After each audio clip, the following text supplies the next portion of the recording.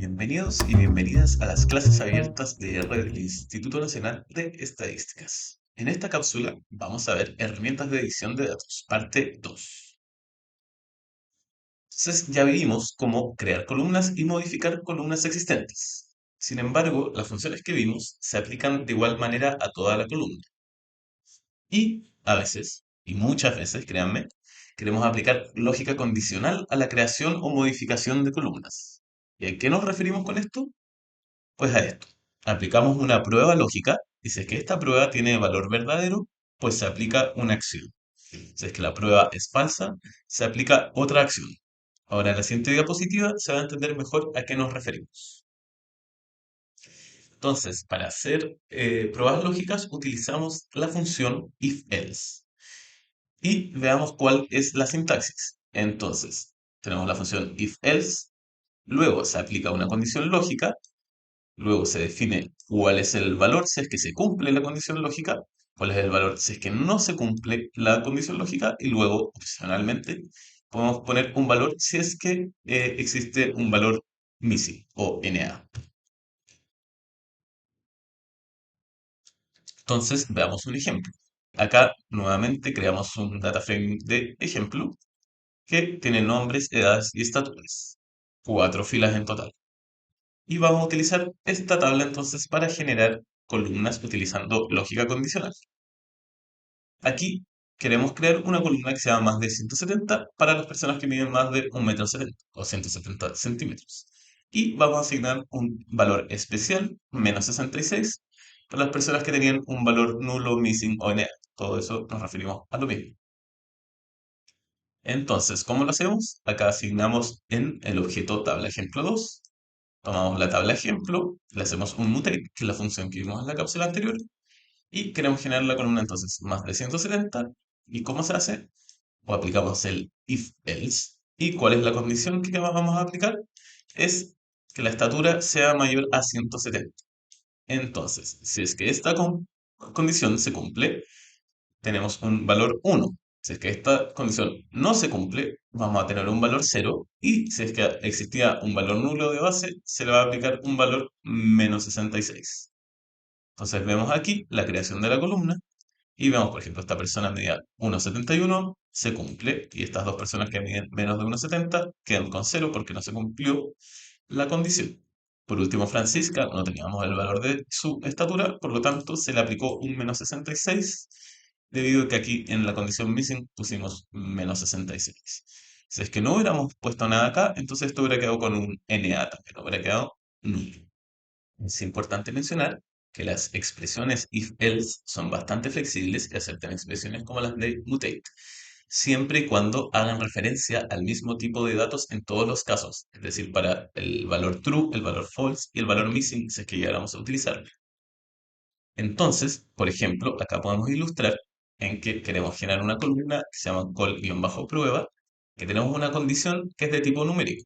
El tipo de la condición da lo mismo, pero lo importante es el tipo de los valores. Entonces, en este caso tenemos que para el valor true hay un valor que es de tipo carácter y para el valor false también tenemos uno de tipo carácter. Y eso sí va a funcionar. Si es que en el false hubiéramos puesto un número, por ejemplo, solo 35, esto no hubiera funcionado y que estaríamos mezclando tipos de datos. Pero ya que utilizamos solo valores carácter, esto sí va a funcionar. Entonces aquí vemos la columna que se nos genera y entonces, ya que Francisco tiene 44 años, queda marcado como mayor de 25 y el resto, que tienen 33, 22 y 31 años, quedan marcados como menores de 35. Aquí vemos otro ejemplo, por ejemplo, en que la condición es de carácter y queremos ver nombres que empiecen con la letra F. Si es que esta se cumple, entonces le vamos a poner un sí, y si es que no se cumple, le vamos a poner un no. Entonces, sencillamente vemos que nuevamente los dos valores eran de tipo carácter y así no se genera ningún problema. Ya que Francisco y Francisca parten con F, entonces quedan marcados con un sí. Y los otros dos nombres que no partían con F, entonces quedan marcados con un no. Luego, muchas veces puede pasar que queramos generar una variable en base a más de una condición. En este caso, la mejor alternativa es el uso de la función case when, que tiene una sintaxis ligeramente distinta a la que veíamos en el caso de if-else. Esta se ve así. Tenemos case when y luego tenemos una condición lógica, luego tenemos la virgulilla y luego qué valor toma si es que se cumple esta condición lógica. Luego, entonces tenemos una siguiente condición lógica, virgulilla y el valor si es que se cumple esta siguiente condición. Y así podemos tener tantas condiciones como queramos poner. Y aquí hay que tener presentes una serie de puntos. El primero es que si no se cumple ninguna condición, el valor asignado va a ser nulo o NA. Segundo, a tener presente es que las condiciones se evalúan en orden. Entonces, una vez se cumple una para una fila, se le asigna el valor correspondiente y el resto de condiciones dejan de evaluarse. Ahora, vamos a ver ejemplos que ilustran la función y los puntos anteriores a tener presente que habíamos mencionado. Entonces, nuevamente, vamos a generar un data frame de ejemplo que se ve así. Tiene región, tiene ingreso promedio y tiene ingreso mediano. Región tiene unos valores especiales, tiene un valor nulo también. Y tenemos un identificador de la fila del 1 al 5. Y, por ejemplo, algo clásico que ocurre es querer recodificar las regiones. Entonces, aquí tenemos un ejemplo corto y queremos entonces generar los nombres de las regiones. En este caso tenemos la variable que estamos creando a través de un mutate que se llama región code. Y esto entonces le aplicamos un case when y ponemos cuando la región es igual a 1, entonces el valor va a ser Arica y Parinacota. Cuando la región es 2, entonces el valor va a ser Antofagasta. Y cuando la región es 3, entonces el valor va a ser Atacama. Ahora vamos a ver cómo se vería esto en la tabla. Y así se vería. Entonces, si nos fijamos, eso sí, se nos generan dos valores nulos porque no especificamos qué pasa. Por ejemplo, si es que la región es menos 99 o si es que la región no tiene valor en la práctica. ¿Y qué podemos hacer entonces para evitar que queden NA en la nueva columna? Es agregar esta nueva línea que dejamos marcada acá, destacada, y que dice true, entonces valor otro. Y entonces al añadir la condición true al final, que por defecto siempre va a ser evaluada como verdadera, ya que true siempre es igual a true, agregamos un valor para cuando ninguna de las otras condiciones se hayan cumplido. Entonces ahora cambiamos los valores nulos por el string otra. Y con eso nos queda algo un poco más claro. Entonces esto siempre es muy práctico como última condición a la hora de utilizar un case when. Otro tema entonces era lo otro que hemos mencionado, que es qué pasa cuando se cumple más de una condición. Ahí importa el orden de las condiciones que hacemos. Si bien las regiones no pueden ser uno y dos al mismo tiempo, en este caso, si tenemos, por ejemplo, condiciones mezcladas de distintas columnas, esto sí puede pasar.